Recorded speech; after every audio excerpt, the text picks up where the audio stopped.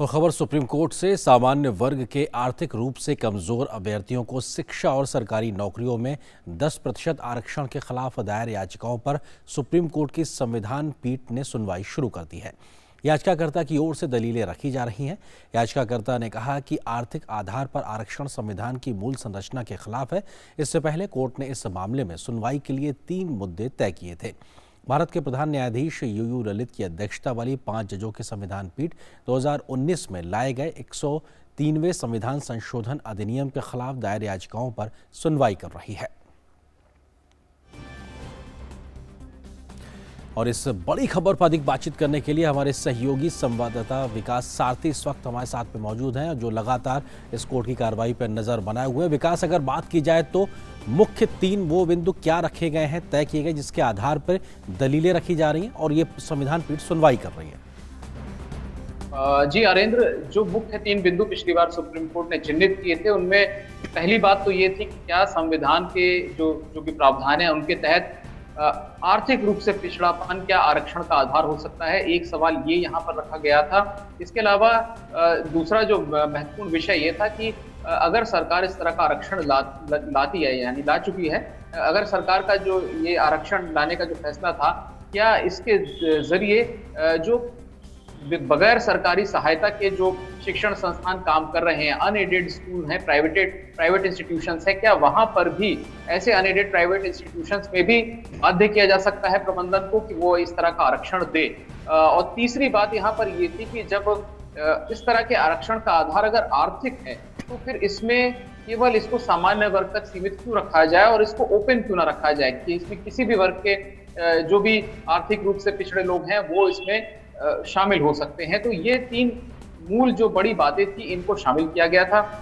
और इसमें attorney general ने भी लगभग इन्हीं 3 बिंदुओं पर अपनी राय रखने के लिए बात कही थी कि उनके हिसाब से भी इन 3 बिंदुओं के इर्द गिर्द ही सारी बहस यहाँ पर होनी चाहिए। तो यही यहाँ पर जो बड़े विषय हैं अरेंद्र, वो यही है कि आर्थिक पिछड़ापन क्या आरक्षण का आधार हो सकता है, क्योंकि इससे पहले जब आरक्षण के प्रावधान किए गए तो उसमें सामाजिक पिछड़ापन और शैक्षणिक पिछड़ापन को आधार बनाया गया था। और इसके अलावा एक बात जो न केवल इस मामले तक सीमित है अरेंद्र, न केवल ईडब्ल्यूएस मामले तक, बल्कि इसके बाद सुप्रीम कोर्ट और भी ऐसे मामले सुनेगा जिनमें आरक्षण की कुल सीमा 50% की का जो दायरा है उससे बाहर हो गई है। यानी एक सुप्रीम कोर्ट के पुराने फैसले जो हैं जिसमें ये कहा गया था कि आप किसी भी स्थिति में 50% से ज्यादा आरक्षण नहीं दे सकते, उसका भी क्या ये ईडब्ल्यूएस रिजर्वेशन विकास, मैं यही समझना चाहता था कि इन 3 बिंदुओं में ये वाला पॉइंट क्यों नहीं है इस मामले में कि क्या ये 50% की सीमा को क्रॉस कर जाएगा? इसको ना होने की वजह है क्या कोई? नहीं, बिल्कुल अरेंद्र, ये भी शामिल है इन 3 में। मैं आपको बता रहा था जैसा कि ये जो 3 बिंदु हैं, ये कोर्ट ने कहा कि प्रारंभिक है और इसमें ये भी शामिल है, ये बात भी शामिल है, क्योंकि पॉइंट्स के अंदर भी कुछ सब पॉइंट्स आप कह सकते हैं या उपभाग बनाए गए हैं इन विषयों में, जो 3 मूल विषय हैं। और उसमें ये बात भी सुप्रीम कोर्ट के सामने रखी गई है कि क्या 50% की सीलिंग जो है, क्या इसका उल्लंघन हो सकता है किसी भी रिजर्वेशन से, चाहे वो ईडब्ल्यूएस का हो, चाहे वो किसी राज्य में मुस्लिमों को आरक्षण का मामला हो, या जैसे हमने तमिलनाडु में देखा 69% कुल आरक्षण वहां पर अलग अलग वर्गों को देने के बाद हो चुका है। तो ये सारी चीजें भी सुप्रीम कोर्ट जो दूसरे मामले हैं, जैसे कि आंध्र प्रदेश में आरक्षण देने का मामला है, तो क्या ये 50% की सीलिंग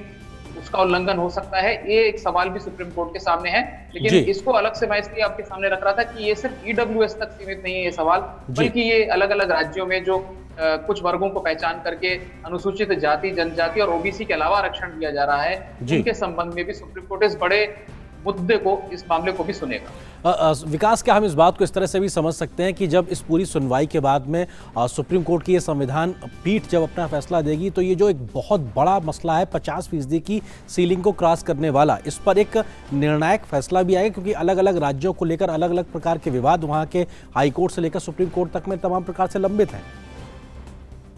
बिल्कुल, इसकी उम्मीद आप कर सकते हैं कि इस पर भी सुप्रीम कोर्ट जब ईडब्ल्यूएस मामले में जब फैसला सुनाएगा तो उस मुद्दे को भी जरूर सुप्रीम कोर्ट को छूना चाहिए। हालांकि जैसा अभी हम बात कर रहे थे कि ये मसला सिर्फ ईडब्ल्यूएस तक सीमित नहीं है और अन्य जो राज्यों में जो अन्य लोगों को भी, कुछ अन्य समुदायों को आरक्षण देने का मामला है, उस पर भी सुप्रीम कोर्ट के आदेश का, फैसले का असर होगा। तो ये मसला अभी सुप्रीम कोर्ट के सामने है। चीफ जस्टिस यूयू ललित का जो कार्यकाल है वो लगभग उनके जब उनको नियुक्त किया गया है तब से करीब 2.5 महीने का था, तो बहुत ज्यादा वक्त नहीं है। इसीलिए कोर्ट ने यह भी कहा है कि वो आर्ग्यूमेंट्स को रिपीट नहीं करें जो भी याचिकाकर्ता हैं, और इसमें जो भी एक राय है वो लोग अपनी दलीलें रखें, बाकी लोग उसमें अपने जो भी उनकी दलीलें उनका एक उनको लिखित में दें, और इसके बाद सुप्रीम कोर्ट अटॉर्नी जनरल को सुनेगा। कोर्ट ने इसके 4 नोडल वकील नियुक्त किए हैं उनको विशेष रूप से सुनेगा, और इसमें जो कुछ लोग जिन्होंने इम्प्लीडमेंट के लिए अपनी एप्लीकेशन लगाई है और वो कुछ बिंदुओं पर अपनी बात रखना चाहते हैं इन 3 विषयों के अलावा, कोर्ट उनको भी समय देगा। तो इसीलिए कोर्ट ने एक टाइम बाउंड मैनर में सुनवाई करने की बात कही है कि वो जैसे पहले होता था कई कई दिनों तक बहसें चलती थी, इस बार ऐसा नहीं होगा जी। कुछ ही घंटों में अपनी बात हर पक्ष को रखनी होगी, और उम्मीद ये भी बनती है कि इस पर जल्दी सुनवाई के साथ जल्दी एक समाधान या कहा जाए फैसला भी आ सकता है। शुक्रिया विकास, हमारे साथ जुड़ने के लिए, इस विषय पर विस्तार से बात